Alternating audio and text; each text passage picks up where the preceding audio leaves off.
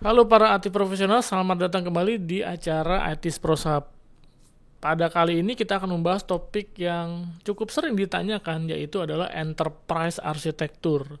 Nah, pertanyaannya adalah seberapa pentingkah enterprise arsitektur bagi para IT profesional? Mungkin dari teman-teman dari IT pros teknis ya, seperti developer ataupun network gitu ya, mungkin belum berpikir bahwa enterprise arsitektur itu penting. Akan tetapi ini menjadi penting karena apa? Karena apa yang teman-teman lakukan itu tuh harus ada ataupun harus selaras dengan enterprise arsitektur. Kalau enggak, apakah yang teman-teman lakukan itu selaras dengan bisnis? Nah, disitulah pentingnya yang namanya enterprise arsitektur. Nah, pertanyaan adalah apa aja sih yang di dalam enterprise arsitektur? Nah, mungkin nggak akan saya jabarkan semua yang ada di enterprise arsitektur ya.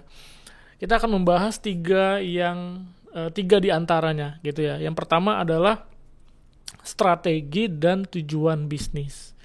Jadi di dalam enterprise arsitektur di situ ada strategi dan tujuan bisnis.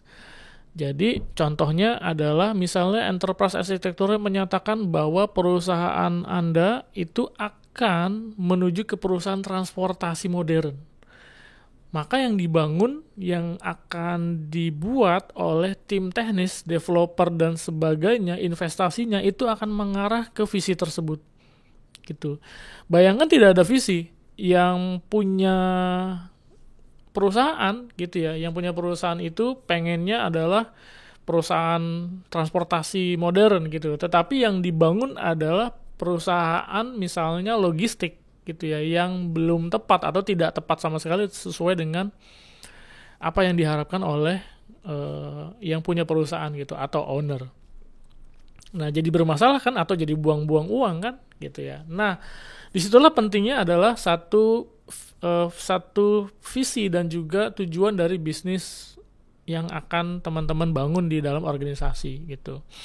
Nah, yang kedua adalah proses bisnis. Di situ ada aktivitas dan alur kerja yang dilakukan organisasi untuk mencapai tujuannya. Jadi di sana ada semacam jalur-jalur gitu ataupun flow dari proses bisnis yang seharusnya dilakukan gitu ya. Itu akan membantu bagaimana nanti sebuah program ataupun sebuah aplikasi dirancang sesuai dengan proses bisnis yang sudah ditentukan sehingga tidak lari-lari kemana-mana gitu ya. Nah, yang ketiga adalah di sana akan ada arsitektur lainnya. Seperti apa arsitektur lainnya? Seperti ada arsitektur teknologi gitu ya, ada arsitektur sistem informasi, ada juga arsitektur data gitu ya. Ada juga arsitektur aplikasi ataupun arsitektur lainnya yang ada di enterprise arsitektur. Nah, enterprise arsitektur itu akan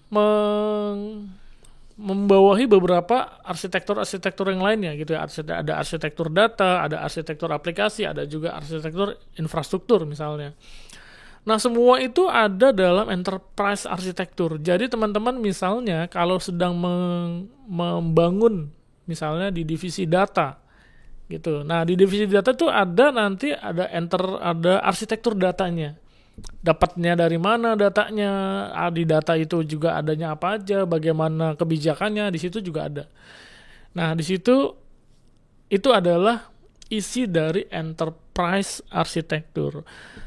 Nah, bagaimana pertanyaannya adalah gini teman-teman, bagaimana teman-teman membangun enterprise arsitektur dalam organisasinya? Nah, gimana? Mulai dari mana pertanyaannya? Nah, caranya adalah dengan mempelajari salah satu framework untuk membuat enterprise arsitektur. Nah, mungkin teman-teman di sini juga udah banyak juga yang sudah paham pasti ya. Salah satunya adalah framework TOGAF gitu ya, dari Open Group. TOGAF adalah sebuah alat bantu nih untuk teman-teman IT profesional dalam membuat enterprise arsitektur. Jadi, apa sih yang bisa dilakukan oleh TOGAF? Atau TOGAF itu bisa apa dalam hal membuat enterprise arsitektur? Yang pertama adalah merancang. Yang kedua adalah merencanakan. Yang ketiga adalah mengimplementasikan dan juga mengelola arsitektur informasi perusahaan. Nah, sudah cukup lengkap ya. Artinya TOGAF itu dari mulai merancang, merencanakan, dan juga mengimplementasikan bahkan mengelola arsitektur perusahaan. Kerangka kerja TOGAF ini juga ada panduannya bagaimana Anda dapat membuat enterprise arsitektur dengan benar menurut versinya atau kerangka kerja dari TOGAF gitu. Nah, pertanyaannya lagi nih teman-teman, siapa sih yang harus ataupun baiknya gitu ya bisa atau menguasai framework TOGAF? Yang pertama harusnya ya, ini harusnya kita bicara harusnya, tetapi memang jarang ya, apalagi mungkin untuk saat ini masih banyak CEO yang memang tidak terkorelasi dengan teknologi. Nah, karena sifatnya adalah enterprise, harusnya orang-orang eksekutif gitu ya, atau eksekutif perusahaan itu tahu ilmu TOGAF atau enterprise arsitektur, harusnya bisa mendesain. Nah, TOGAF membantu dari level eksekutif untuk bisa mendesain arsitektur organisasi. Terus yang kedua adalah manajer IT. Nah, di sini ya, manajer IT harus tahu yang namanya cara membuat enterprise arsitektur. Nah, bagaimana cara bikinnya pakai TOGAF? Maka seorang manajer IT ini harusnya bisa harusnya menguasai ilmu dari framework TOGAF ini gitu ya. Bayangkan kalau manajer IT tidak mengerti arsitekturnya gitu, mungkin kemungkinan seorang manajer juga akan menyimpang dari tujuan organisasi gitu. Terus yang kemudian adalah para developer. Kenapa para developer? Karena begini, kalau misalnya sebuah aplikasi gitu dibuat tanpa melihat arsitekturnya, maka bisa jadi nggak sebuah arsitektur itu dibuat 2 atau lebih dari 3 kali gitu, tapi fungsinya sama. Nah, ini sering terjadi nih di beberapa pemerintahan juga ya, di swasta juga banyak sekali gitu loh, bahwa aplikasi ini bahkan dibuat beberapa kali di beberapa divisi dengan fungsi yang sama. Dan itu membuat biaya perusahaan juga cukup tinggi. Nah, arsitektur enterprise itu akan menjelaskan ataupun membatasi arsitektur-arsitektur atau kebutuhan apa yang bisa jadi menyimpang ataupun tidak selaras dengan tujuan bisnis gitu. Terus yang kemudian yang harus menguasai enterprise arsitek adalah business analyst. Nah, bagaimana seorang business analyst bisa membuat proses bisnis itu dengan efisien dan efektif tanpa melihat arsitektur organisasi?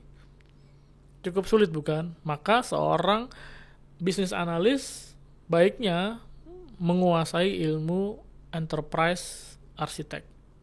Seberapa penting enterprise arsitektur buat para Anda IT profesional? Nah, saya mau tanya nih, seberapa penting menurut Anda? Saya mau tanya nih ya, kalau apa yang Anda minta sebagai budget IT ya disetujui oleh organisasi, gimana perasaan Anda? Senang atau enggak? Pasti senang ya, gitu, karena disetujui nih budgetnya. Nah, akan tetapi kalau diomelin kayak, wah ini IT hanya buang-buang duit aja nih, gimana perasaan Anda? Nah, enterprise arsitektur akan membantu Anda dalam hal memutuskan apakah teknologi ini selaras dengan tujuan bisnis. Jadi, kalau apa yang Anda beli gitu ya, atau apa yang Anda keluarkan sebagai budget di IT, itu kalau selaras dengan IT, kemungkinan besar disetujui atau tidak? Ya kalau boleh ditanyakan gini, Pak ini sesuai loh Pak dengan visi Bapak. Gitu ya. Nah, karena sesuai dengan sisinya bisnis, maka segala sesuatu yang dilakukan oleh IT itu akan dipercaya oleh pemangku-pemangku kebijakan. Nah, karena dipercaya, pasti IT memiliki peran yang sangat tinggi sekali atau peran yang sangat besar sekali dalam hal kesuksesan organisasi. Setuju nggak? Nah, yang kedua adalah efisiensi dan efektivitas. Yang pertama adalah efisiensi. Ini kita bicara tentang ngomongin efisiensi ya, teman-teman.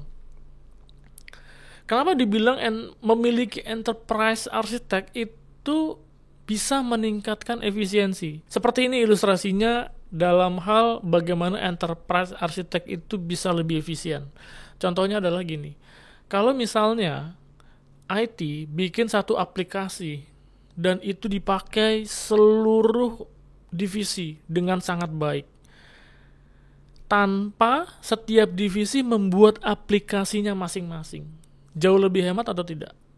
Kalau satu aplikasi dibuat untuk seluruh divisi, kemudian ada lagi divisi-divisi lain yang membuat aplikasi-aplikasi dengan ego-ego, dengan silo-silo divisi tadi gitu ya. Bagaimana menurut Anda, lebih efisien atau enggak? Tapi kalau hanya dibuat satu gitu untuk semua divisi, maka gimana? Lebih efisien kan?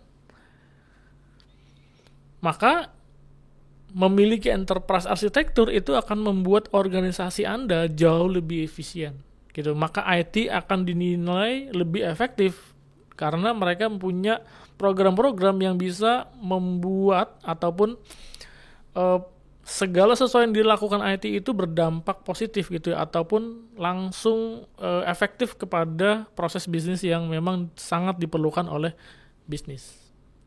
Jadi kesimpulannya adalah, bila nih teman-teman IT profesional ingin, yang pertama adalah program-programnya disetujui terus gitu, atau program-programnya itu sangat menarik perhatian para owner gitu atau para bos.